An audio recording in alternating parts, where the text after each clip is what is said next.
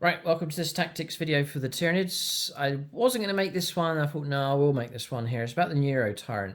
It's not the deadliest unit for your Tyranid army, but it's one that's potentially useful. There's some ways that you can use it quite effectively on the board. There's some sort of quirky kind of ways that this thing can be used on the table. I've kept mine in my lists, and as I said, it's proved useful in a good number of games. I'll explain that to you here in this video. I'll show you the model. Came with the Leviathan box set. It's one of the newer sculpts for the Tyranids. It is the strangest thing. It's in the trailer for 10th edition as well, the animated trailer. And it looks pretty amazing in that trailer video. It's pulsating psychic brain. There it is. Didn't take too long at all using the advanced or the enhanced contrast method. So you can check out the tutorials for that on the channel. Then bodyguarding it, you don't have to. There's different bodyguard options which we'll talk about, but there's the Neuro gaunts, again the new sculpts. These are all painted up with the contrast method, nice and quick. That's the bigger one. You actually get 11 in a squad. And there's one of the regular sized little beasties, strange things. So we'll cover those here in this video as well.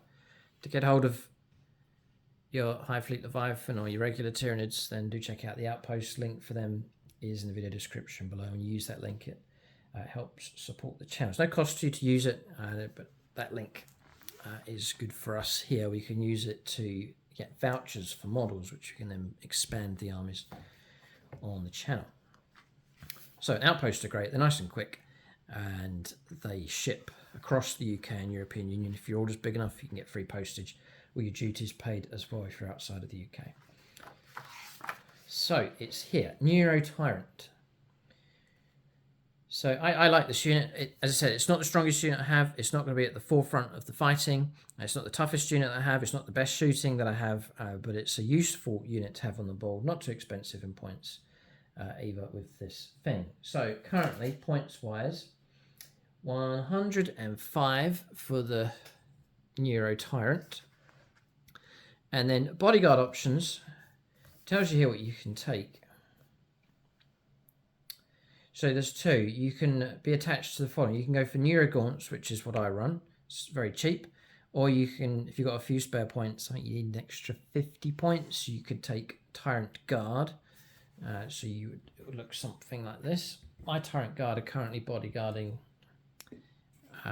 the Hive Tyrant, who would be at the vanguard of the fighting for my Tyraniid force. So their toughness goes over with him.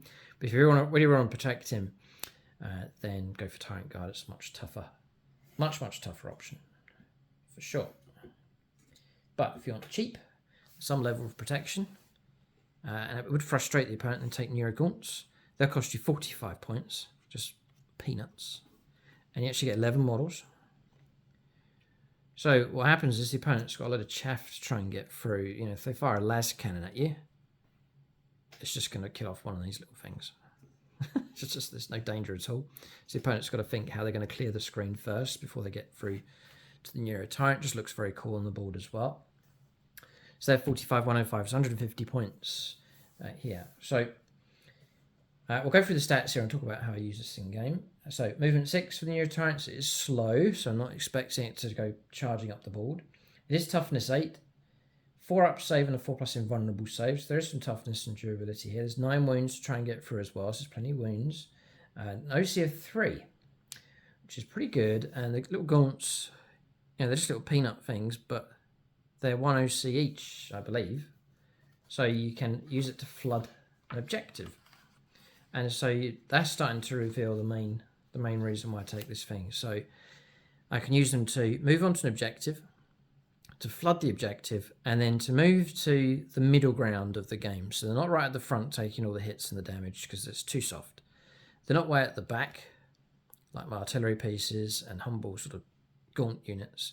But they can float out, this unit can float out to the middle of the board, and if well positioned, it can absorb some damage and survive and just sit like a sentinel on top of middle ground objectives. So I've done that plenty of times in games, and it's proved useful enough.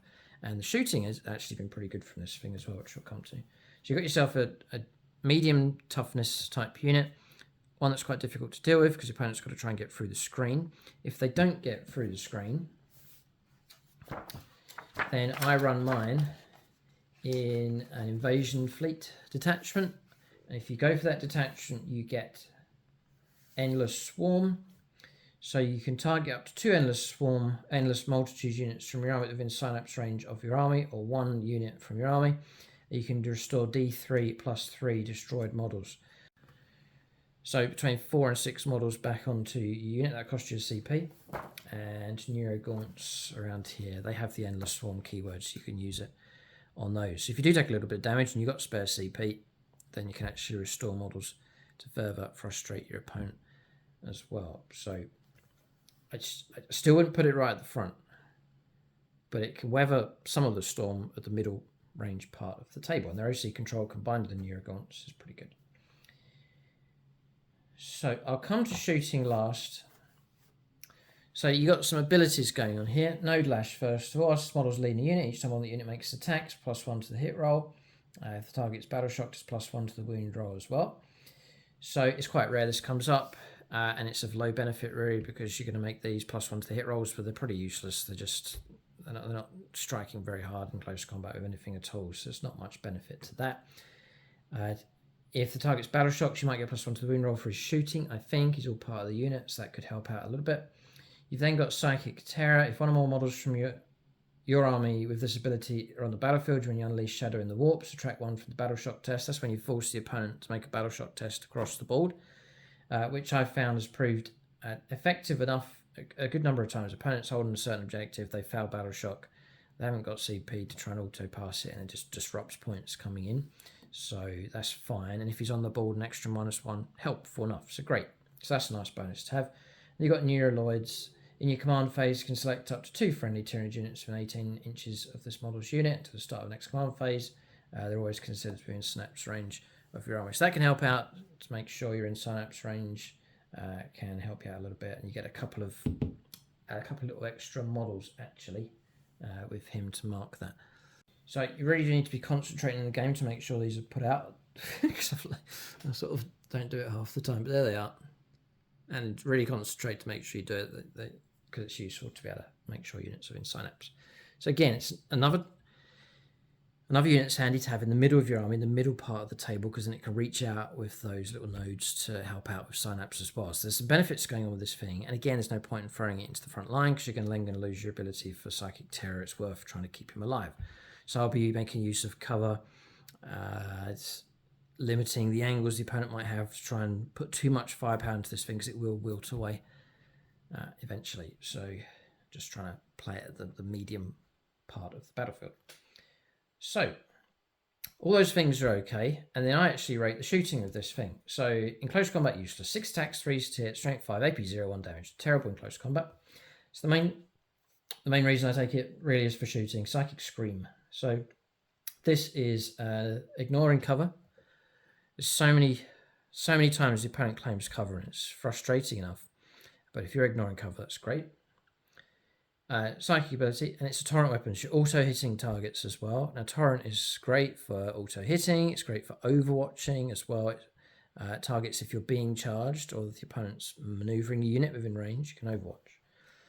Auto hitting the target, range 18. Now the auto hitting is 2d6. So you're getting between 2 and 12 auto hits against the target. Strength 5, AP -1. It's not that great, but you're ignoring cover. So that AP -1 should be a real AP -1. You know, you can force space range to drop down to the 4-up save, and then not be able to claim cover to push it back up again. And it's damage 2 as well. So a real sort of space marine killer type unit. So the trick with this is Overwatch. Here. So Overwatch is 1 CP. It's nice and cheap. You do it in your opponent's movement or charge phase, so be aware of that. Movement or charge phase. So you're on the lookout to use him, not just for when you're charged or when a charge is taking place, but also in the opponent's movement phase. You can catch them whilst they're moving. It's very annoying for the opponent when that happens. You know, you've shot at them in your turn and your shooting phase. Comes around to your opponent's turn. He's going to go after you. He moves units and you say, "Oh, hang on, I'm going to overwatch you." And it's the auto hits coming through. And there's potential. It's dangerous enough. to keep catching targets out. Shoot them, overwatch them, and so on. The target is 1 unit from your army within 24 inches of that enemy unit, which would be eligible to shoot if it were your shooting phase. You can shoot that enemy unit as if it were your shooting phase. The restrictions: at the end of the phase, each time model new unit makes a ranged attack and a modified hit roll of 6. This is it here. You can only use the stratagem once per turn, so you can't say, I'm going to overwatch you in your movement phase, and then the opponent charges you and say, oh, now I'm going to overwatch you in the charge phase. That's why you can't use multiple phases. You can only do it once per turn, but it's still pretty good. You shoot them in your turn, and then when they move or shoot next turn, when they move or charge, then you can catch them on overwatch as well. And instead of the 6s to hit, you're also hitting on 2d6. So I'm going to illustrate that for you a little bit, just to give you a little bit of a flavour of how annoying this unit can be. So the opponent's trying to grab an objective. This sentinel unit's there in the middle of the board. It's sitting on an objective. The opponent says, it comes around to your turn, and you say, right, I'm going to shoot these Marines. So you hit them with 7 auto hits, so off to a good start.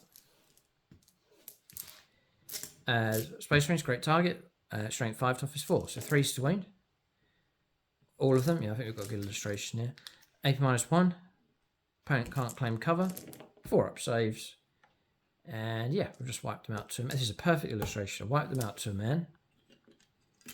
So they're destroyed. The opponent says, oh no, that was a bad hit. But thankfully I've got a model left. And you come around to the opponent's turn, he says, right, I'm moving this model across here, so that's fine. Now I'm going to overwatch you. 2d6, 11 hits. Okay, so this is a bit of a flashback to a number of games. Trying to wound on 3s. I'm going to have to do this once, I think, to illustrate. So those fail. And the opponent then has to make some saves. Gone. Got him. Wiped out. So you've got double bubble when you're shooting. And you just sit there and patrol. Rage 18, that's a radius. That's a big stretch of the board. That's 3 foot of the table. Anything caught out across there. And there's no cover allowed. You're also hitting. And there's no minus to hit rolls and all that. You're gonna catch out targets with that. So I try and keep a CP available if I think there's an overwatch opportunity for him. But move out, shoot at something, hit it with a torrent, cause some casualties, and then when it tries to maneuver again, or tries to charge you, just hit them with overwatch again. If you're able to do that from one turn to the next, you're kicking out a lot of firepower from this thing, a lot of auto hits coming through. And if you're hitting the right target, things like light infantry, space marines especially, you can just drop with firepower from these. Again, it's not at the vanguard, but it's there in the middle ground of the board, just on overwatch, just looking out for targets and then just catching them in the shooting phase, catching them with overwatch. And if you're able to do that over and over, you're getting really good value from this unit. And cheap enough as well, 150 odd points in total with its protective bodyguard. And plus its synapse as well to have nicely nestled in the heart of your eye. So that's the tactics video for the Neurotyrant. Let us know in the comment section below if you actually use this combination, how well you get on. Any other tactics, let us know as well. All your hints and tips and tricks, do share them below. We can help other Tyranid players as they seek to be effective on the battlefield. And then for discount 40k for your Tyranids and all the other factions and other gaming systems, it's the Outpost. Link for them just below in the video description. And when you use that link, it does help support the channel. Thanks for watching. Tune in next time.